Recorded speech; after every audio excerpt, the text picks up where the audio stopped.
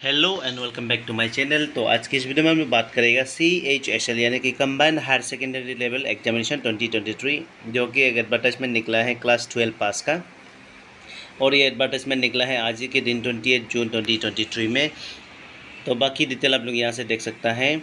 Important notice यहाँ दिया हुआ है, only online application will be accepted, बाकी रिजेक्ट किया जाएगा, ऑनलाइन में ही अप्लाई करना है।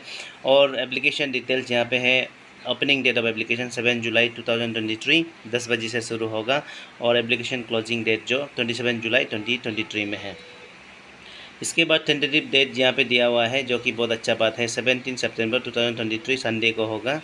इसके बाद में tentative date of skill test 31 October 2023 Tuesday से शुरू होगा। ठीक है, तो फर्दर या ऑनलाइन एप्लीकेशन इनवाइटेड है बोल के फर्दर डिटेल दिया गया है। CHSL का है, ग्रुप C पोस्ट है।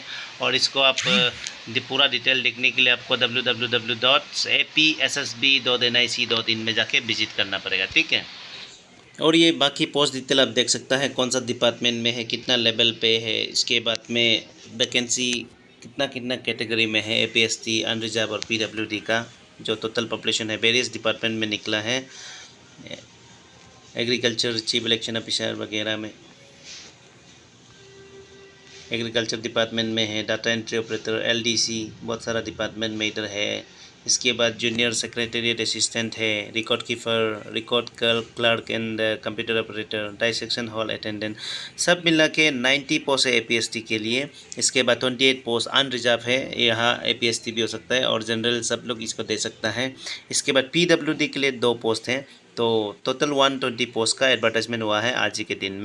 और ये बाकी जो अर्लियर जो शुरुआत में जो डिटेल्स था सब यहाँ दिया हुआ है, इसका ही सब लोग को प्रिपरेशन करना है, अप्लाई करना है। ठीक है, इसका बाद नीचे में दिया हुआ है, candidate must apply online through the website www.apssb.nic.in, closing date of online application 27 July यहाँ दिया हुआ है। इसके बाद बंद कर दिया जाएगा। तो यहाँ पे एजुकेशन क्वालिफिकेशन, एक्सपीरियंस, पे स्केल, एज लिमिट वगैरह का सब डिटेल पूरा दिया गया है। तो एजुकेशन क्वालिफिकेशन जो एग्रीकल्चर फील्ड असिस्टेंट का, ये क्लास 12 साइंस पास होना चाहिए।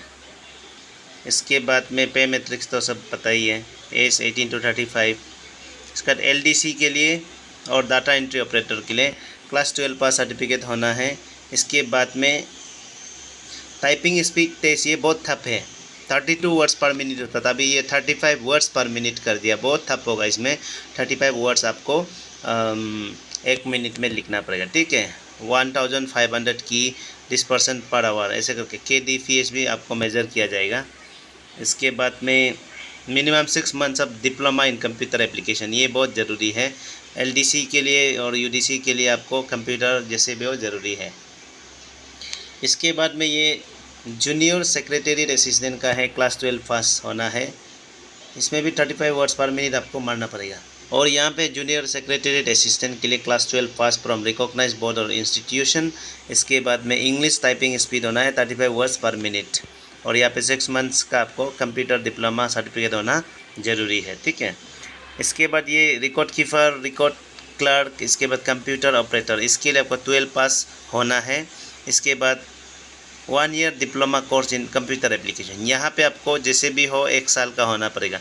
बाकी LDC वगैरह में आपको 6 मंथ्स का भी चल जाएगा, लेकिन रिकॉर्ड कीपर, रिकॉर्ड क्लर्क और कंप्यूटर ऑपरेटर के लिए आपको 1 ईयर का कंप्यूटर एप्लीकेशन डिप्लोमा होना पड़ेगा। ठीक है, इसके बाद में डाइसेक्शन हॉल अटेंडेंट में आप देख सकता है, यहाँ 10+2 with science from recognised board, यानी कि क्लास 12 पास साइंस होना चाहिए, साइंस से जो पास थे वही दे सकता है।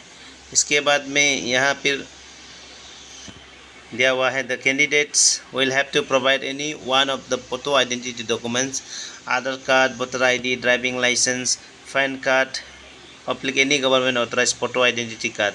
दे will have to carry same ID card in original, यानी कि अप्लाई करते समय आप जो आपका आइडेंटिटी प्रूफ देगा उसी को आपको एग्ज़ाम का समय लेके आना है। अगर आप पैन डिटेल देता है तो पैन कार्ड लेके आना है, वोटर ID का डिटेल देता है तो वोटर ID लेके आना है, आधार कार्ड देता है तो आधार कार्ड का कॉपी लेके आना है ड्यूरिंग द एग्जामिनेशन। ओके, और कैंडिडेट जो क्लियरली पोस्ट का जो प्रेफरेंस है उसको क्लियरली मेंशन करना है।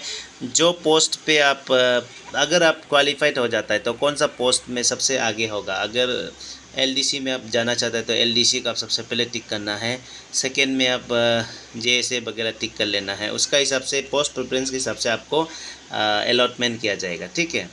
और एग्जामिनेशन फ़ी का बात करने से यहाँ 150 एपीएसटी के लिए, 200 जो आपका जनरल कैंडिडेट्स के लिए, ठीक है। और इसको ऑनलाइन में ही पे करना है। और person with disabilities fee payment से एग्जम्प्टेड है, उसको फ़ी लिया नहीं जाएगा, ठीक है। एलिजिबल तो पता ही चल गया, कैंडिडेट जो इंडियन सिटीजन होना है, एज वगैरह क्वालिफिकेशन सब कुछ मैच करना है तो आप दे सकता है। तो अभी यहाँ पे देखिए, यहाँ पे नेक्स्ट है आपका scheme of examination. Scheme of examination बहुत इंपॉर्टेंट है, इसी को देख के आप लोग को जाना है एग्ज़ाम देने के लिए, ठीक है। तो scheme of examination will consist of 2 stage against post indicated below. जहाँ पे एग्जामिनेशन, जहाँ पे 1 स्टेज दिया हुआ है, यहाँ पे आपको सिंगल एग्जामिनेशन होगा, जैसे एग्रीकल्चर फील्ड असिस्टेंट का और डायसेक्शन हॉल अटेंडेंट का। ये जो यहाँ पे ओनली 1 स्टेज मतलब सिर्फ रिटन होगा, ठीक है। इसके बाद बोथ स्टेज 1 एंड स्टेज 2, यानी कि रिटन भी होगा और टाइपिंग टेस्ट भी होगा। तो एलडीसी के लिए टाइपिंग टेस्ट होगा, रिटन भी होगा। डाटा एंट्री ऑपरेटर के लिए भी टाइपिंग टेस्ट और एलडीसी भी होगा। इसके बाद जो जूनियर सेक्रेटरी असिस्टेंट के लिए भी आपको दोनों देना पड़ेगा, ठीक है। Record keeper, record clerk, computer operator, ये सब पोस्ट के लिए आपको 2 स्टेज में गुजरना पड़ेगा। लेकिन ये जो आपका एग्रीकल्चर फील्ड असिस्टेंट और डायसेक्शन हॉल अटेंडेंट, यानी कि साइंस का कुछ पोस्ट है जिसमें आपको रिटन में ही आप क्लियर कर सकता है, ठीक है। इसके बाद में यहाँ आपको एग्जाम का सिलेबस दिया गया है। Objective type multiple questions 300 marks का होगा। जनरल इंग्लिश 100 मार्क्स का, जहाँ पे 50 क्वेश्चंस पूछा जाएगा, जिसमें से एक क्वेश्चन 2 मार्क्स का होगा। इसके बाद में एलिमेंट्री मैथमेटिक्स सेम है, 100 मार्क्स का है, 50 क्वेश्चन 2 मार्क्स ईच। इसके बाद में यहाँ आप देख सकता है जनरल नॉलेज 100 मार्क्स का होगा, 50 क्वेश्चन और 2 मार्क ईच। तो ये इसे करके आपको प्रिपरेशन कर लेना है। यहाँ सिलेबस अंदर में पूरा दिया गया है किस किस चीज़ का ऊपर से क्वेश्चन आ सकता है, ठीक है।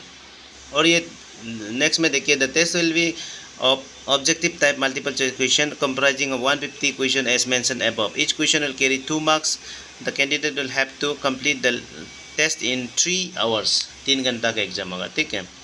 इसके नेक्स्ट में यहाँ देखिए, the candidate must secure a minimum 33% in each subject in the written examination paper. The candidate securing less than 33 marks of in any subject shall be deemed not eligible for selection. There is no negative marking. ये बहुत अच्छा बात है, negative marking नहीं है, luck होने से मिल जाएगा कुछ अच्छा करने से, ठीक है। और 33% हर सब्जेक्ट में लाना है, इंग्लिश, मैथ्स और आपका जनरल नॉलेज में। किसी एक में अगर आप 33% से कम है तो आप एलिजिबल नहीं होगा। नेक्स्ट में देखिए, the total number of candidate short listed for stage 2 will be in 1:3 ratio, यानी कि एक पोस्ट के लिए 3 कैंडिडेट को चुना जाएगा। 1:3 का मतलब होता है, तो टोटल पोस्ट अगर 10 है तो 10 × 3 30 कैंडिडेट होगा। ऐसे करके स्टेज 2 में आपको टाइपिंग टेस्ट वगैरह लिया जाएगा, ठीक है। स्टेज 2 में क्या है? स्टेज 2 में skill test of qualifying nature will be conducted comprising of the following: typing test, typing speed test of 35 words per minute on computer. तो ये आप एकदम प्रैक्टिस कर लेना है। 32 वर्ड्स पर मिनट होता है, अभी 35 हो गया। और स्किल टेस्ट का मार्क्स को गिना नहीं जाएगा, ये जैसे क्वालिफाइंग है, क्वालिफाइंग के लिए है। इसको आप अगर क्वालिफाइड कर लिया, 35 वर्ड्स पर मिनट आप अगर मार रहा है, क्वालिफाई है बोल के आपको लिस्टेड किया जाएगा और इसमें कोई मार्क्स नहीं होगा, ठीक है। और यहाँ नीचे में नोट दिया गया है ये बाकी सब।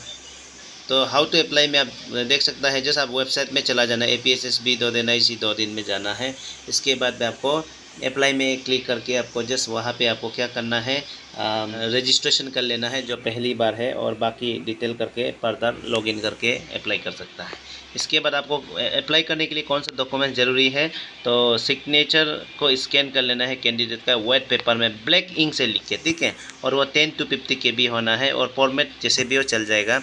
और रिसेंट फोटोग्राफ खींच लेना है जो कि 50 to 100 KB होना है, और JPG या तो PNG फॉर्मेट में होना है, ठीक है।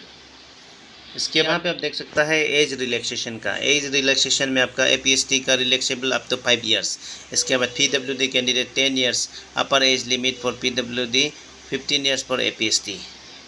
तो यहाँ आप देख सकता है APST PWD कैंडिडेट को 15 ईयर्स मिलेगा और जनरल में जो PWD है 10 ईयर्स का मिलेगा। ठीक है, इसके बाद में एग्ज़ाम सेंटर तो पता ही है सबको कि 10 एग्ज़ाम सेंटर होता है।